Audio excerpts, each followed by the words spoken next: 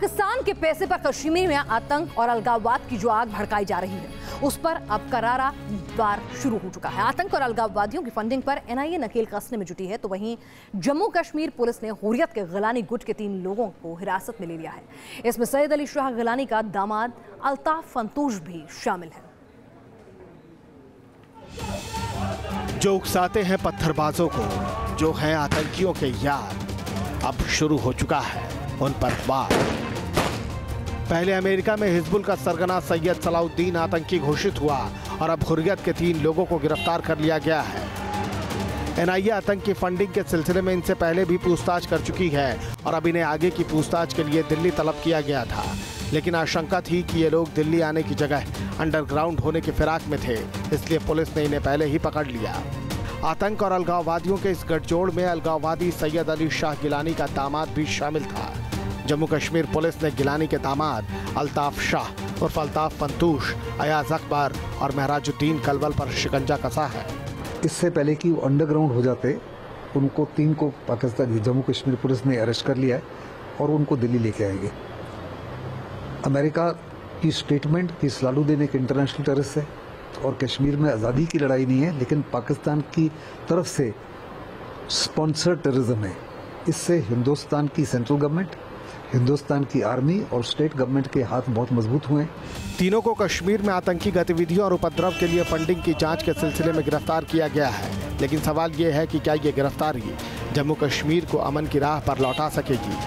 Ground सतह पे कोई एक्शन होना और जो हम कहते हैं कि पीस और शांति कश्मीर में कायम हो, वो मामला है, उसके ऊपर बात करे तो अच्छी बात है, क्योंकि 30 सालों से हम देखते आ रहे हैं लेकिन एक्शन नहीं है, अमन कहीं नहीं है, ग्राउंड सतह पे पीस नहीं है। आवाम को पीस चाहिए, अमन चाहिए। सियासत के सवाल अपनी जगह हैं, लेकिन फिलहाल एनआईए आतंकियों पर नकेल कसने में जुट चुकी है। जो 8 जुलाई से प्रोटेस्ट कैलेंडर दिया गया है, उसको देखकर शायद सभी सेपरेटिस्ट लीडर्स को फिर एक बार अरेस्ट या हाउस अरेस्ट रखा जाए। वीडियो जर्नलिस्ट मोहम्मद यूनिस के साथ Idris loan, news nation, Srinagar. और आइए अब आपको बताते हैं कि आतंकियों के ये यार कैसे उनकी मदद कर रहे हैं और उन पर अब तक क्या कुछ कार्रवाई हुई है, इसके बारे में भी आपको जानकारी देते हैं। पाकिस्तान अलगाववादियों को 8 साल में मिले 1500 करोड़ रुपए। आधी रकम से अलगाववादियों ने ऐश की है और आधी से आतंक की फंडिंग की है। पाकिस्तान से मिले अलगाववादियों को जो पैसे मिले हैं, उससे उनके बच्चे विदेशों में तालीम ले रहे हैं और कश्मीर के बच्चों के हाथ में पत्थर थमा रहे हैं। 3-4 जून को एनआईए ने हुर्रियत नेताओं के 3 दर्जन ठिकानों पर छापे मारे। हुर्रियत नेताओं के घर से लश्कर-ए-तैयबा, हिजबुल मुजाहिदीन के लेटर हेड भी मिले हैं। छापे में 3 करोड़ कैश, करोड़ों की प्रॉपर्टी का भी पता चला है। 12 जून को गिलानी के दामाद अल्ताफ फंतूश से 6 घंटे तक पूछताछ हुई है। और अब बात करते हैं रायसीना के रण की। यूपीए के राष्ट्रपति उम्मीदवार मीरा कुमार ने पर्चा दाखिल कर दिया। कांग्रेस अध्यक्ष सोनिया गांधी और विपक्ष के दिग्गजों के साथ उन्होंने अपना नामांकन भरा। सीपीएम महासचिव सीताराम येचुरी, एनसीपी सुप्रीमो शरद पवार भी उनके नामांकन दाखिल करने के दौरान मौजूद रहे। इसके पहले मीरा कुमार राजघाट भी गई और बापू को नमन किया। साथ ही बाबू जगजीवन राम के समाधि स्थल समता स्थल पर भी मीरा कुमार पहुंची।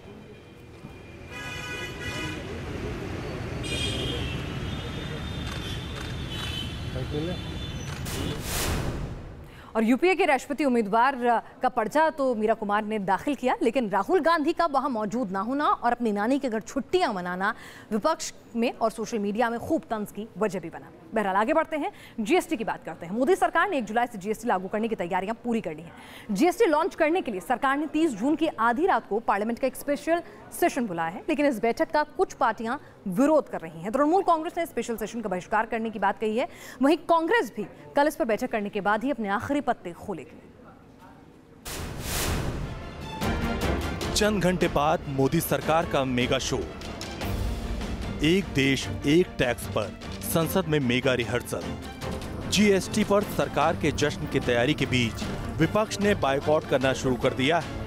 एक देश एक टैक्स पर सरकार के फैसले के खिलाफ विपक्षी पार्टियों में काफी नाराजगी है। जीएसटी देश के सबसे बड़े कर सुधारों में से एक माना जा रहा है।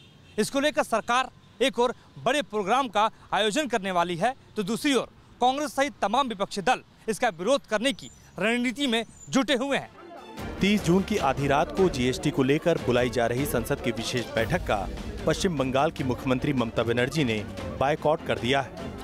वहीं कांग्रेस की भागीदारी को लेकर तस्वीर अभी साफ नहीं है। जीएसटी को लेकर कांग्रेस कल अपने पत्ते खोलेगी। कुछ कांग्रेसी नेताओं का मानना है कि जीएसटी को जल्दबाजी में लागू किया जा रहा है, जिसमें सभी पक्षों पर ध्यान नहीं दिया गया, जिसके चलते छोटे कारोबारियों और व्यापारियों को परेशानियों का सामना करना पड़ेगा।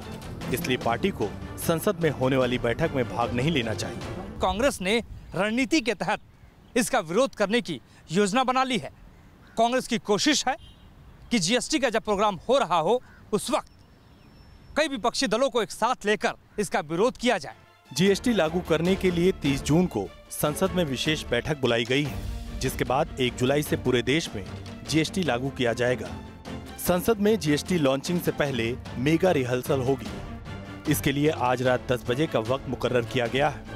ये मेगा रिहर्सल पार्लियामेंट के सेंट्रल हॉल में की जाएगी। ऑफिशियल सोर्सेज के मुताबिक इस रिहर्सल के दौरान पार्लियामेंट्री अफेयर्स मिनिस्टर अनंत कुमार, मुख्तार अब्बास नकवी और एसएस अहलुवालिया मौजूद रह सकते हैं। सर्वसम्मति से जीएसटी के संवैधानिक संशोधन और बाकी सभी विधेयक पारित करते हुए इसको कामयाब किया है। इसलिए सबसे मैं निवेदन करता हूं, इसको राजनीति से ऊपर रख करके सभी इसमें भाग लें। आजादी के बाद से चले आ रहे 16 टैक्सों को खत्म कर जीएसटी तैयार हुआ है। सूत्रों के मुताबिक 30 जून की रात 11 बजे संसद में जीएसटी लॉन्च का कार्यक्रम शुरू होगा। इस कार्यक्रम के लिए सरकार ने लोकसभा और राज्यसभा के सभी सदस्यों को निमंत्रण के साथ साथ सभी राज्यों के मुख्यमंत्री और वित्त मंत्री को भी निमंत्रण भेजा है। दिल्ली से मोहित राज दुबे के साथ टीम न्यूज नेशन। और अब बात राष्ट्रपति कैंडिडेट पर हुई सियासत की। जितना बवाल इतना हुआ दिल्ली में, गर्म नहीं उससे कहीं ज्यादा रार जो है वो बिहार में मची हुई है।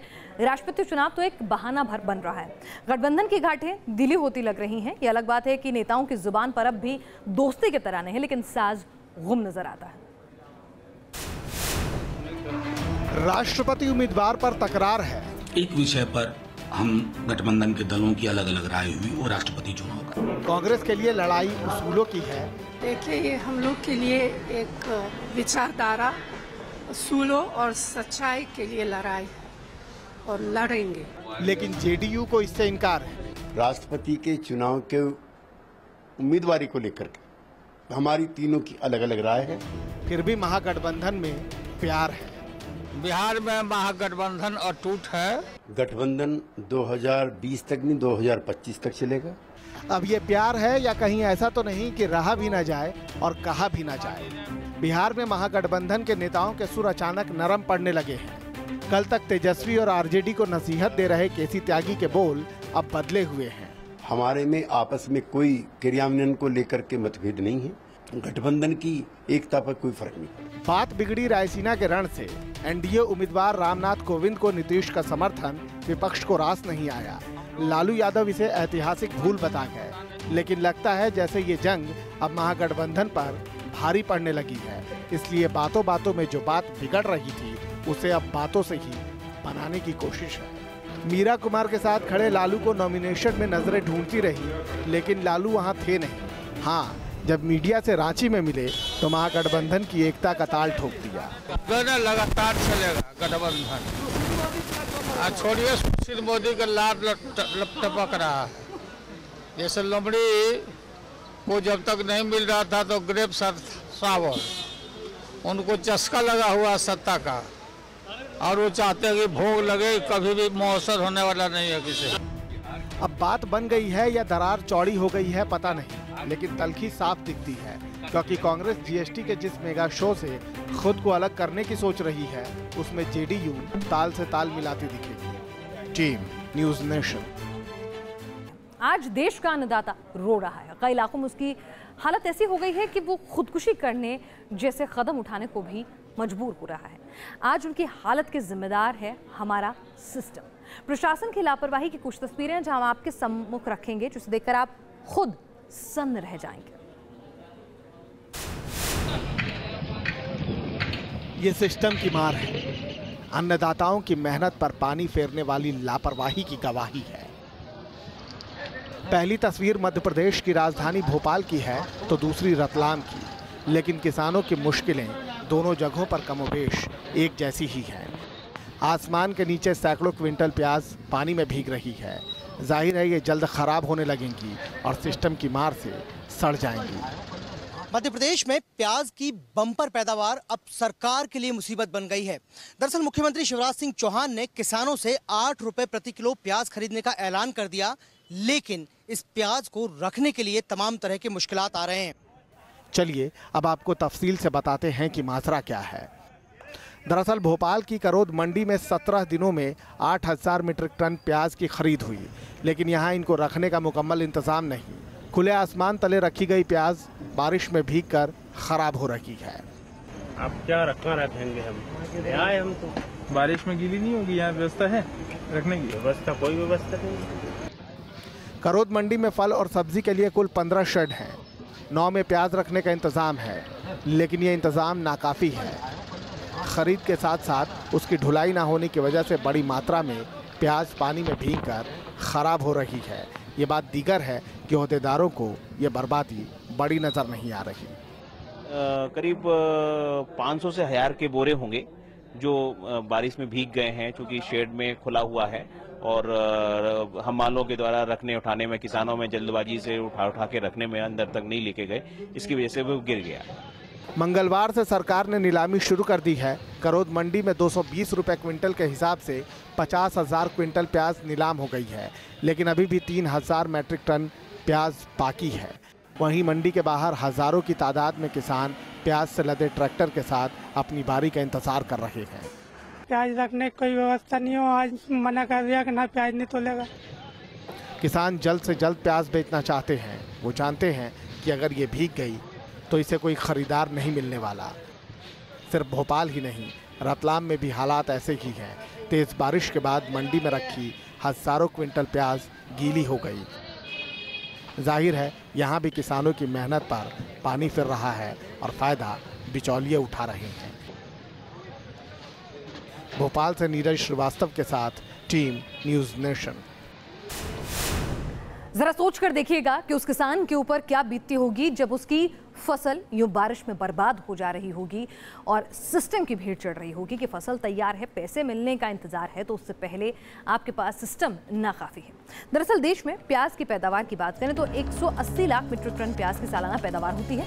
अकेले मध्य प्रदेश में 28 से 30 लाख टन प्याज का उत्पादन होता है। साल 2017 में प्याज का उत्पादन 32 लाख टन पहुंचा है। देश भर में प्याज की खपत 160 लाख टन है। हर साल 10 से 12 लाख टन प्याज स्टोरेज की जरूरत होती है। ज्यादातर कोल्ड स्टोरेज में आलू रखे जाते हैं। सिर्फ 5 लाख टन प्याज ही स्टोर हो पाता है। मध्य प्रदेश में 35 से 38 हजार टन प्याज स्टोरेज मौजूद है। दिक्कत यही है कि स्टोरेज की समस्या है। 2017 में 3 महीने में 287 किसानों ने खुदकुशी की है। अगर हम बात करें तो 2016 में खेती से जुड़े 1695 लोगों ने मौत को गले लगाया था। ये मध्य प्रदेश के आंकड़े हैं। 2015 में 1290 किसान और खेती से जुड़े मजदूरों ने आत्महत्या की थी। और अभी मध्य प्रदेश के किसान आंदोलन को सभी ने देखा था, जिसमें अन्नदाता का गुस्सा फूटा था। और सवाल यही है कि हर साल की यही तस्वीर होती है कि फसल अगर बम्पर होती है तो स्टोरेज के अभाव में सड़ जाती है। तो कहीं ना कहीं देखना होगा, समझना होगा। चलिए अब बात करते हैं मुंबई की, जहां पर लोग पहुंचते हैं दूर दराज से मुंबई के खूबसूरत बीचेस को देखने के लिए, उसकी चौपाटी का लुत्फ उठाने के लिए। लेकिन सैलानियों को लुभाने वाला जुहू चौपाटी इन दिनों किस तरह गंदगी से बेहाल है, उसकी तस्वीर देखिए जरा। बीएमसी भी जागे शायद। यह है मुंबई का जुहू चौपाटी। मुंबई आने वाले हर सैलानी की हसरत होती है कि वो कम से कम एक बार जुहू चौपाटी जरूर घूमें, लेकिन सैलानियों के दिल में अपनी जगह बनाने वाला वही जुहू चौपाटी इन दिनों अपनी बदहाली पर रोता नजर आ रहा है। पूरे जुहू बीच पर जैसे कूड़े का अंबार लगा है। अगर जुहू बीच पे साफ सफाई हो जाए और बीच डेवलप हो जाए तो 4 चांद लग जाएगी बम्बई में। यहाँ से सारी एक एक चीज़, एक एक बोतलें उठा के रखी जाए एक साइड में और बिल्कुल साफ सुथरी जगह हो, मज़ा आए घूमने का। मुंबई के बेहद पॉश इलाकों में शुमार जुहू के पास कई 5 सितारा होटल भी हैं। ज्यादातर लोग इन होटलों में समंदर के दिलफरेब नज़ारे के लिए रुकते हैं। पहले इन होटल वालों ने ही मिलकर बीच की साफ सफाई का जिम्मा एक प्राइवेट एजेंसी को दे रखा था, पर बीएमसी ने इस काम को अपने हाथ में ले लिया। कमेटी बना के हम लोग 8,000 रुपया उन दोनों में जमा करते थे एक आदमी, एक कंपनी कुछ लाख रुपए इकट्ठा होता था। उससे हम लोगों ने एक प्राइवेट कंपनी हायर की थी जो कि रोज़ आके बीज साफ करके जाती थी। जुहू चौपाटी को चमकाए रखने के लिए बीएमसी में जुहू क्लीनलीनेस मॉनिटरिंग कमेटी बनाई गई थी, लेकिन हालात बद से बदतर होते गए। कांस्टेंट हम बीएमसी के साथ इसके साथ रहते हैं। अब देखिए, पूरी कोशिश तो कर रही है, पर आपको मालूम है कि हर मानसून में बीज का क्या हाल होता है, और हमेशा बीएमसी, म्युनिसिपल कमिश्नर, हर किसी के साथ हमारा कॉरेस्पॉन्डेंस जारी ही है। हैरत की बात तो यह है कि जुहू की इस बदहाली से बीएमसी के अफसर पूरी तरह वाकिफ हैं, बावजूद इसके कार्रवाई मुकम्मल नहीं हो रही। जो भी गंदगी है वह नालियों के रास्ते समंदर में पहुंचती है और लहरों से होती हुई वो गंदगी किनारे आ जाती है, जो कि लोगों के परेशानी का सबब बना हुआ है। वीडियो जर्नलिस्ट ओम प्रकाश केवट के साथ शैलेंद्र सिंह, न्यूज़ नेशन, मुंबई। और अब बात करते हैं केंद्रीय कर्मियों को मिले तोहफे की। भत्तों पर 7वें वेतन आयोग का सुझाव मंजूर कर लिया गया है। 50 लाख केंद्रीय कर्मचारियों को इससे लाभ होगा। 1 जुलाई 2017 से नए वेतन का लाभ मिलेगा और इससे सरकारी खजाने पर खर्चा भी बढ़ेगा, अतिरिक्त भार आएगा। 50 लाख केंद्रीय कर्मचारी लाभान्वित होंगे, लेकिन यहाँ पर 1 जुलाई 2017 से नए वेतन का लाभ मिलेगा। खजाने पर अतिरिक्त करोड़ों का भार आ जाएगा। इसके अलावा आपको बता दें कि क्या कुछ बदलाव किए गए हैं। एक्स, वाई और जेड शेयर के लिए अलग अलग एचआरए होगा। 50% तक डीए होने पर एचआरए 30%, 20% और 10% मिलेगा।